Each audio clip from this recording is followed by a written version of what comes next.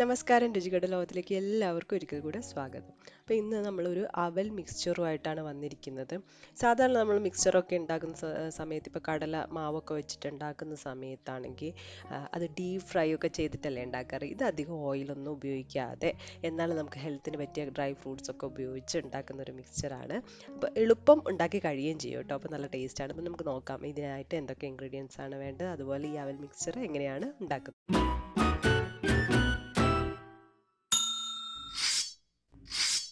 അപ്പോൾ ഇതിനാവശ്യമായിട്ടുള്ള ഇൻഗ്രീഡിയൻസ് എന്തൊക്കെയാണെന്ന് നോക്കാം. മെയിനായിട്ട് വേണ്ടത് അവലാണ്. അപ്പോൾ ഇങ്ങനെ പാറ്റാവിൽ എന്ന് പറയും, നല്ല തിന്നായിട്ടുള്ള അവലാണ് ഇതിപ്പോൾ ഞാൻ എടുത്തിരിക്കുന്നത്.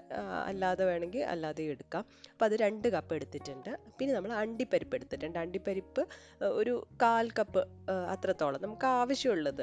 കൂടുതൽ ഇഷ്ടമാണ് കൂടുതൽ അങ്ങനെ. പിന്നെ അതുപോലെ തന്നെ നിലക്കടല വറുക്കാത്തത് ഒരു 1/4 കപ്പ് അത് തന്നെ എടുത്തിട്ടുണ്ട്. അതുപോലെ നമ്മളിവിടെ ബദാമും എടുത്തിട്ടുണ്ട്. അതും ഏകദേശം ആ ഒരു അളവ് തന്നെ 1/4 കപ്പോളം എടുത്തിട്ടുണ്ട്. പിന്നെ ഇത് കടലപ്പരിപ്പാണ്. നിങ്ങൾക്ക് കടലപ്പരിപ്പോ അല്ലെങ്കിൽ പൊട്ടുകടല വേണമെങ്കിൽ പൊട്ടുകടല ഉപയോഗിക്കുക, ഒരു പിടി.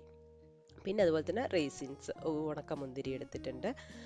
പിന്നെ കറിവേപ്പില, അതുപോലെ തന്നെ ഒരു 8 മുതൽ 10 അല്ലി വരെ വെളുത്തുള്ളി എടുത്തിട്ടുണ്ട്. പിന്നെ ഇതുപോലെ തന്നെ മുളക് പൊടി, മഞ്ഞൾപ്പൊടി, ഉപ്പ് ഒക്കെ ആവശ്യമുണ്ട്, ഓയിലും ആവശ്യമുണ്ട്. അപ്പോൾ ആദ്യം നമ്മൾ ചെയ്യാൻ പോകുന്നത് എടുത്തു വെച്ചിരിക്കുന്ന അവലുണ്ടല്ലോ അതൊന്ന് വറുത്തെടുക്കുകയാണ്. അപ്പോൾ ഓയിലൊന്നും ഒഴിക്കാതെയാണ് നമ്മൾ വറുക്കുന്നത്.